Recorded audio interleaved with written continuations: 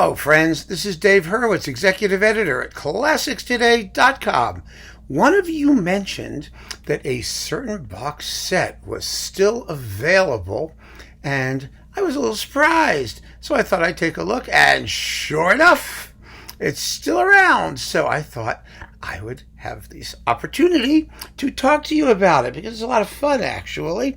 It's this sucker, the New York Philharmonic 175th Anniversary Edition. And I mean, it's really kind of cool that it's still around. Of course, what that means is that, well, it can mean a couple of things. It either means, in this particular case, that A, it didn't sell, and so it's still around, or B, it was partly subsidized probably by the New York Philharmonic itself or one of its, rich patrons. And so they printed a certain number of them, which are still hanging around. And it may be that the Philharmonic wanted to have a certain quantity because they keep them in their gift shop or something like that, But in any case, it's still about. And maybe we can blow a few copies out because it's very inexpensive now. 65 CDs. I think it's around $100 or something like that on Amazon, 100 and a few. It's really a very, very, very good deal for what you get. There is, however, a catch, and we'll get to the catch when the catch arises. And I'll tell you what the catch is. But, it's a hefty little package. Now, the New York Philharmonic, it just might interest you, is exactly the same age as the Vienna Philharmonic. So their 175th anniversary happened at the same time. And the Vienna Philharmonic had its 175th anniversary boxes on Deutsche Grammophon, which wasn't very good, and on Decca, which was terrific, rather similar to this one in its look and appeal and whatnot. And of course, some of the same conductors too, because, one of the things that is actually kind of unfortunate is that people don't tend to buy boxes dedicated to orchestras, to ensembles, rather than conductors, because people want personalities. They want a human face on the whole thing. But the fact of the matter is, I think the ensembles are vastly more interesting than the conductors, as often as not. They have the corporate experience. They are the keepers of the great tradition, because after all, 175 years of the New York Philharmonic, I don't know any conductors, last time I checked, who were 175. I mean, some of them conduct like they're 175, but they're not 175. They weren't around. So, as you can see, we have a whole slew of conductors in here. Barbirolli, Beecham, Berio, Bernstein, Boulez, Kostelanetz, Mazur, Maida, Mengelberg, Metropoulos, Munch, Rodzinski, Stokowski, Stransky, Stravinsky, Toscanini, and Walter. And that's just since the days of the dawn of the recording era, since the 1920s. And this came out 175 years from 1842, so it was 2017 or something like that, or I don't know. But the point is that the orchestras are where the traditions are. They're the interesting performance bodies, not these jabronis who sit up there and wave their hands around while no one pays attention to them. I remember quite vividly, I was watching a performance. It was with the Montreal Symphony and Charles Dutoit, and I was with my old roommate Frank. And Frank was just fabulous. Frank was a dear friend of mine who saved my life when I was having a heart attack. I mean, among other things. And he was a complete child of nature. He'd had a very difficult life. He only had a fourth grade education before he dropped out of school. But he was one of the most musical people I've ever met in my life. I mean, he was so musically plugged in. I mean, I have to tell you a Frank story. We went to see New York Phil with Sinopoli do Mahler 3. And we were in the middle of the second movement, and one of the harps came in like a bar early. And it was only if you'd known the piece would you ever have noticed that. He just looked at me and said, "What's wrong with that?" He just got it. He always knew what was going on. And he loved classical music. And we used to go to concerts all the time together. And we were watching Dutoit and the Montreal Symphony. And I remember they were doing Bolero. And Dutoit was such a ham. He was always, mugging to the audience. It was really painful to watch. It was like watching Jim Nabors sing. with the, that sort of, it was just awful to watch, only with, gesticulations. So they're doing Bolero, and they're getting to the big moment, and Dutoit's leaping up, going all over the place, and Frank turns to me and says, they're not paying any attention to him at all, are they? And I said, no, they're not. It's the ensemble that matters. It really is. Now, of course, there are conductors who are good orchestra trainers, conductors who can really, really whip them into shape and who can stamp their personality on the ensemble. But that all happens sort of in rehearsal. You don't see that in performance. And if that indeed happens, then you will hear the ensemble change its corporate identity over the years. And the New York Philharmonic is an interesting orchestra in that sense, because they were always kind of a polyglot ensemble with lots of different conductors coming and going, and they don't have, I think, a reputation as having a particularly characteristic sound. Snooty gramophone critics would call it American because it was supposedly very, very bright and brash. And maybe it was a little bit, but the Philharmonic is a virtuoso orchestra with a kind of direct, edgy, take no prisoners, you might call New York sound, I guess. I mean, I don't know. You could describe the Vienna Philharmonic or the Czech Philharmonic or some of these, the Berlin Philharmonic under Karajan. I don't think there is any particular sound that you could ascribe to the New York Philharmonic. They are a chameleon, and they are very, very capable of taking on whatever sound the conductor asks them to give. It's very, very interesting. In fact, you may recall that in the young person's concerts, or the young people's concerts, whatever they were called, Bernstein did a program called The Sound of the Orchestra, where he talked about how the orchestra is called upon to create an idiomatic sound for a very wide range of repertoire. And, you went from Haydn to Ravel, and it was very, very interesting, or Haydn to Debussy and whatnot. But he really did hammer home the fact that the New York Philharmonic sort of prided itself on its adaptability.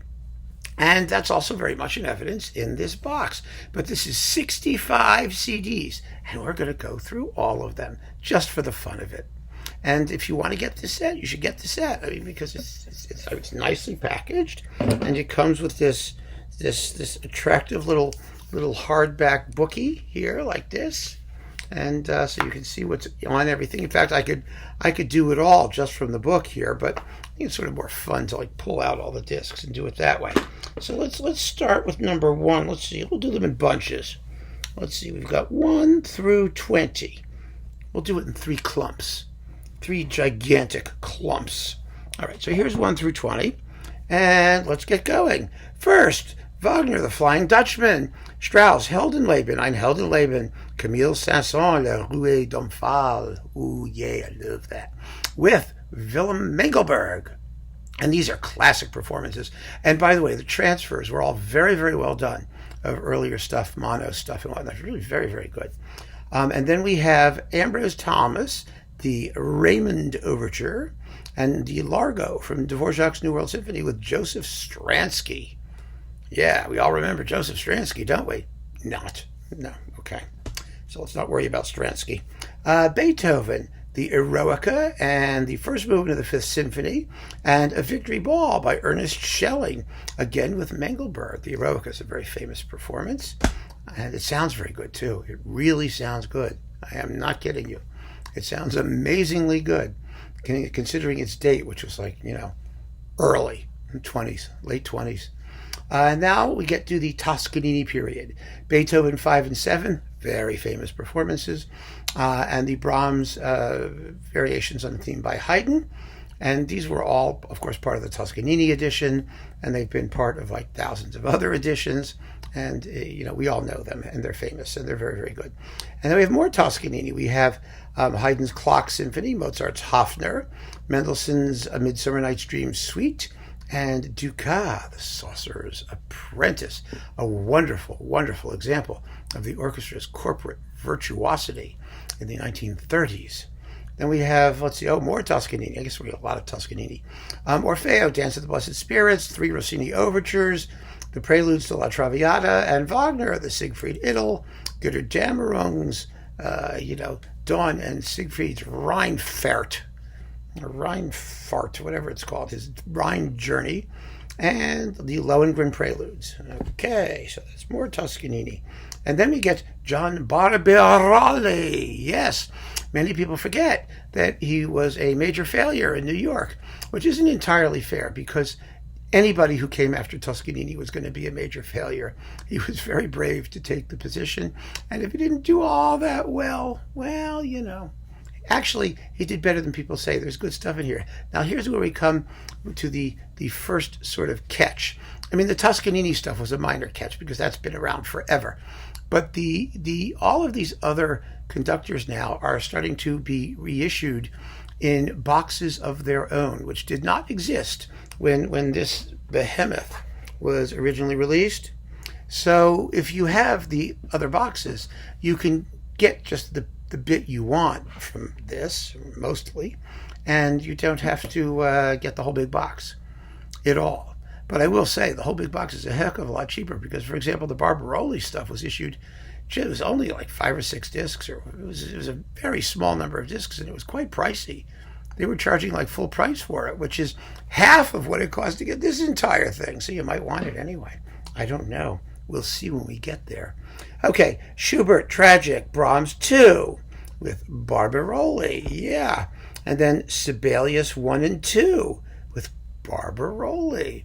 And they're much better than his later Halle recordings of Sibelius 1 and 2. Trust me there. Although his second, the Royal Phil one, that's the famous one. But I mean his late EMI ones that I talked about in this, in these pages. I mean, we don't have pages, do we? In these digits and these, whatever they're called, qubits, or I don't know what this is. And then we had, let's see, Beecham. Oh, Beecham. Beecham doing Roman Carnival, Ravel's La Valse with Barbirolli. Oh, yes, Roman Carnival. It's a terrific La Valse. And there are a bunch of La Valses in here, so you get to hear La Valse down through the ages. Isn't that exciting? And let's see, and the Don Quixote, Richard Strauss Don Quixote is with Beecham. And that's really cool. It's very, very cool to have. Stravinsky, Le Sacre du Printemps, and the Symphony in 3 Movements with Igor Stravinsky, conducting not terribly well, because he almost never conducted particularly well. Tchaikovsky, the Pathetique Symphony, and Mozartiano with Arthur Rodzinski. Now, of course, they just issued a Rodzinski New York Phil box with all this stuff in it. So you may not want the Rodzinski stuff. So we're going to go through it really quickly. Rachmaninoff 2, Die Walküre, Act 3, Sibelius 4, and Prokofiev 5. And Gershwin, Piano Concerto with Oscar Levant and Andrei Kostelanetz. Obviously, that's not Rodzinski, but Morton Gould's Spirituals for Orchestra. That is Rodzinski, and that's Rodzinski. So that was good. That's really good. And then we come to Bruno Walter, who now also has a huge box all to his own.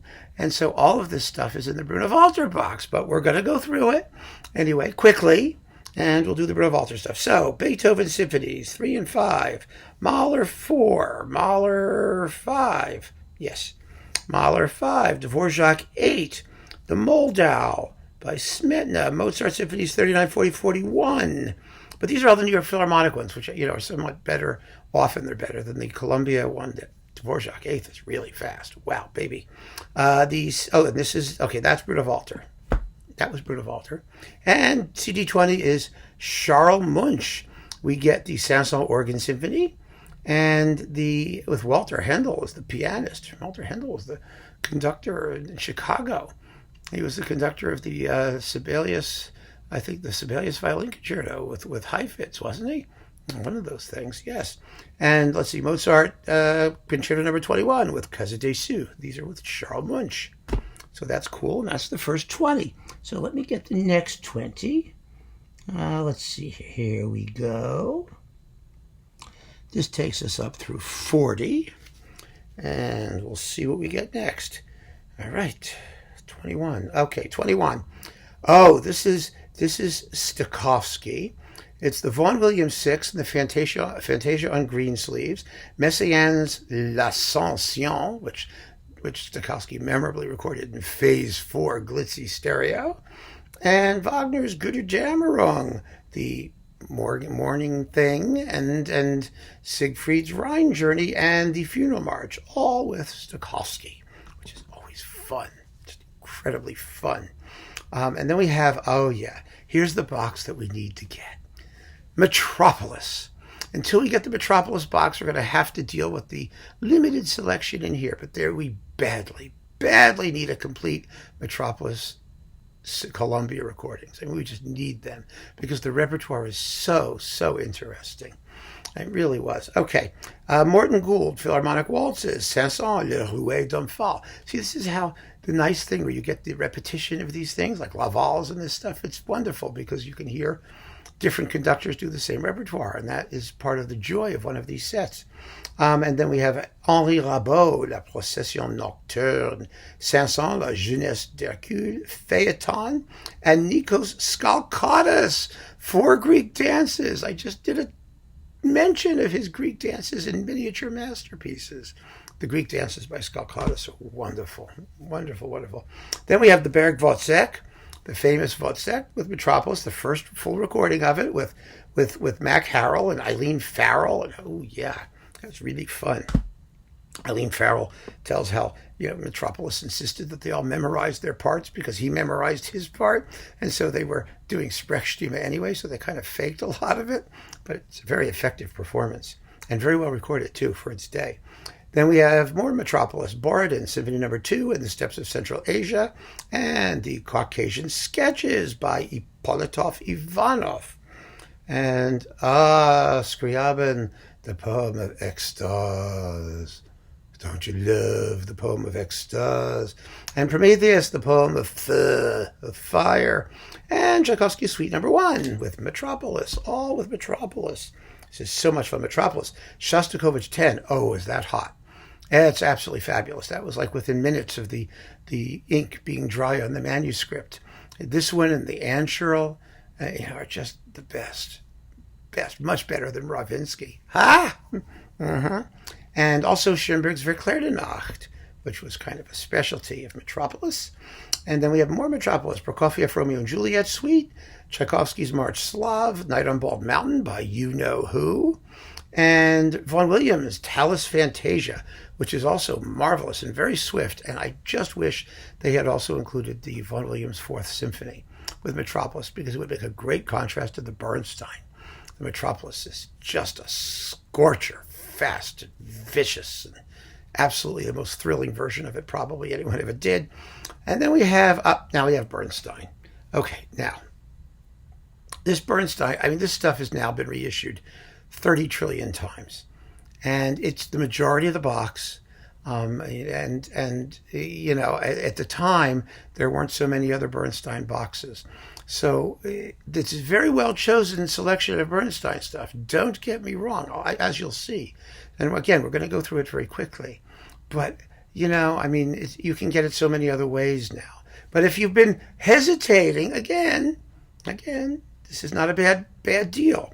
So, Bernstein, The Age of Anxiety, the Mono one, the Second Symphony with Lucas Foss, Ives Symphony No. 2, Stravinsky, Rite of Spring, and Firebird and Pulcinella Suites, which is, well, they've recoupled some of this stuff, by the way, to make for nicely full CDs, I might add.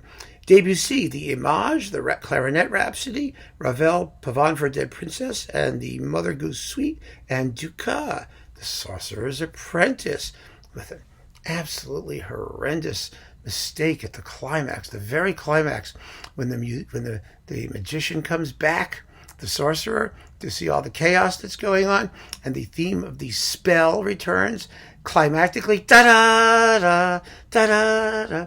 Well, that first da-da is accompanied by a cymbal crash, da-da-da. Well, the guy misses. He's late. It's da-da-da. Oh, no. No. Toscanini's better, for sure. And then we have Ravel, Rhapsody Espagnole, Scheherazade with Jenny Torel, and a stack of Rossini overtures that you can compare to Toscanini. Shostakovich Fifth, Roy Harris Third. Nice couplings here. Those are wonderful performances. Tchaikovsky, Romeo and Juliet, Capriccio Italien's March Slav, 1812 Overture. So there's some of that stuff we've heard before. More Tchaikovsky, The Nutcracker, Swan Lake excerpt, Sleeping Beauty, Vols, and the Polonaise from Eugene Onegin. That's not so interesting. I mean, really. Prokofiev, Peter and the Wolf. Oh, this is with Heavy Chapin narrating. The Young Person's Guide to the Orchestra, The Carnival of the Animals, and Bernstein is narrating. Oh, he narrates Peter and the Wolf and The Carnival of the Animals. You know, children's record. It's one of those children's records that only adults want to listen to. Okay, Dvorak, New World Symphony, Smetan the Moldau, fabulous. Beethoven, Leonore Overture No. 3, Brahms, Tragic and Academic Festival, Smetana, The Bartered Bride Overture, Dvorak Carnival, and Symphonic Dances 1 and 3. Nice program of overtures. Oodles of fun there. Bernstein doing Bernstein, Candide Overture, Symphonic Dances from West Side Story, Symphonic Suite from On the Waterfront. That's all great stuff. That's wonderful stuff. And then Copland. This is a fabulous disc. The way they've recoupled it. 4 dance episodes from Rodeo, Billy the Kid, and the Third Symphony. That is really inspired programming. It's a deal. That stuff never appeared in that format in like real life. So this is really great. All right, now we're down to the last 25, and we still have a bunch of Bernstein things to do. Let's see, Bernstein, La Mer, Debussy, Prelude to the Afternoon of Fun, Jeu, and 2 of the Nocturnes, Nuage and Fête, but no Sirène, because they just didn't do Sirène in those days, because they didn't have a women's chorus around. It was such an odd thing to just leave it out. Okay, Mahler 3, the famous Mahler 3, it's 2 discs. Haydn, 82 and 83 from the Paris Symphonies. Classic reference recordings of those. Fantastic. They should do more Haydn. Vaughan Williams, Serenade to Music. And then Mahler Symphony No. 8, first movement only. That was like one of those sort of, and Copland connotations and John Stafford Smith, the Star Spangled Banner. Yeah, this was the opening of the Avery Fisher Hall concert. That's what that was. And then we have the Mahler 2, the New York Phil Mahler 2, which is on 2 discs. And then we have Grieg, Peer Gynt stuff, Norwegian Dance No. 2, March of the Dwarfs, Sibelius Falls Trees, The Swan of Twinella, Finlandia. Yeah. I mean, it's all fine. It's not going to justify the price of the box. Berlioz, Symphony Fantastique, Grand Overture to Benvenuto Cellini, the Hungarian March from the Damnation of Faust, and the Roman Carnival, which we've already heard a couple of times in this set. So there you go. You can Roman Carnival your heart out. Gershwin, An American in Paris, Goldmark, the Rustic Wedding Symphony. Now that's a nice inclusion. Some unique repertoire, basically, or rarer repertoire. And Bernstein's Rustic Wedding Symphony is like the one to have. It really is. Barber, Adagio for Strings, Violin Concerto with Isaac Stern, and William Schumann to The Old Cause with Harold Gomberg oboe and In Praise of Sean. Schumann is always at his best when he's not writing symphonies. So those are good to have. Carl Nielsen, Symphonies 4 and 5. Of course, the original coupling was Symphonies 3 and 5, but 3 was with the Danish National Orchestra at the time, when Bernstein was in Copenhagen, and he made that recording. So they had to use a different one, and they used 4. And the 4 is terribly mannered and all over the place, and the 5th is fabulous. So you don't get his best Nielsen, but they really sort of had very little choice, unfortunately. Then we have Holst, The Planets. So-so. Not a great Planets. It's okay. Vaughan Williams, Fantasia on a Theme by Thomas Tallis. Fantasia on Greensleeves. So that's your other Tallis Fantasia. Other than Metropoulos. And the Pomp and Circumstance March No. 1. Lovely for comparative purposes. And then we have, now we're done with Bernstein. Yay! Now we have only a few left here. Okay, we're all CD 54, so they've got to squish everybody else into just a few discs, and you'll see that they do that not entirely comfortably, I might add. All right, Berio, Sinfonia with Berio. It's missing its final movement because he hadn't written it yet, but it's still a classic version. And then 4 improvisations by the orchestra. This was just one of these, modern music things that they felt obligated to do in the 60s. And Deems Taylor, Through the Looking Glass Suite, which is delightful, with Andrei Kostelanetz conducting. It's nice to include that, although it's kind of funny that it's in that company, don't you think? And then we have Bartok, The Miraculous Mandarin, complete, which is fabulous. Concerto for Orchestra, fabulous, with Boulez.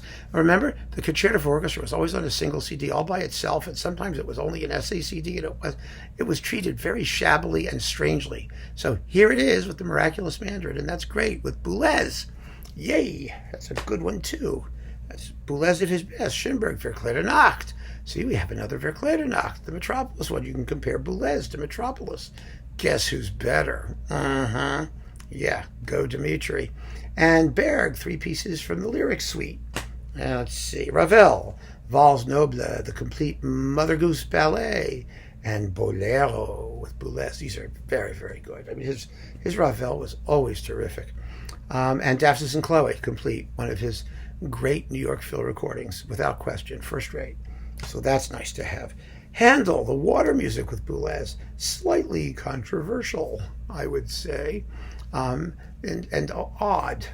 It's almost weird, but that's Boulez was weird. Just look at the bright side; they could have given us his Beethoven's Fifth. And then we get Falla, El Sombrero de Tres Picos, the 3-cornered hat, and Velez, Amérique. That's an interesting coupling. The Amérique is fabulous. The Falla is there are better ones out there. Let's put it that way. You get the idea that Boulez was a contractual obligation album. Let's put it that way. Then we get music from the Woody Allen film Manhattan, which is bits of all kinds of things. It's all Gershwin stuff, and it's with Gary Graffman as the piano and Rhapsody in Blue, and Zubin Mehta is conducting. It's a film music album. It's nice. It's fun. And Mehta. We get Pictures in an Exhibition, and we get La Valse. So there's another La Valse that you can play with Zubin Mehta in the New York Phil. Strauss, Also sprach Zarathustra, and Ein Heldenleben with Mehta. So you've got another Heldenleben you can play with. And finally, this is the last discs. You get the Verdi Requiem with Mehta, which is with Caballé and Bianca Barini and Placido Domingo and Paul Pliszka. And it's very good. It's really very, very good. And finally, last but not least, you get the Dvorak Cello Concerto with Yo-Yo Ma and Court Mazur, because they had nothing by Court Mazur, because Court Mazur was on Warner. And so there wasn't much they could do with Court Mazur except throw in that Dvorak Cello Concerto. And that is the whole pile. And I have to say, it has its moments. It truly has its moments. It's a very well assembled set for what it is, given the limitations that they had to work with. They should have licensed some Court Mazur stuff. They should have been more generous with Pierre Boulez, and I think a little bit less fulsome with Leonard Bernstein. I don't think they came close to doing justice to Zubin Mehta, because remember, they issued a big Zubin Mehta box with all this stuff in it. It's like that. It's bigger than this. It's like 100 CDs or something. It's huge. And there's some very good stuff in there. And so, I mean, the Girl Eater, for example, which is wonderful. So, yeah, I mean, we can always second guess. Second guessing is fun. It's what we do for a living. That's what I do for a living. And a lot of you do it too. And you do it even more than I do it, quite frankly. But all told, at the end of the day, the New York Philharmonic 175th Anniversary Edition is a wonderful survey of the orchestra, if you're interested in the orchestra. And it's available at a very, very good price, probably for a limited time only. And we'll see if that situation persists once you've all had a chance to digest this information. So thank you for joining me. Keep on listening, folks. Take care.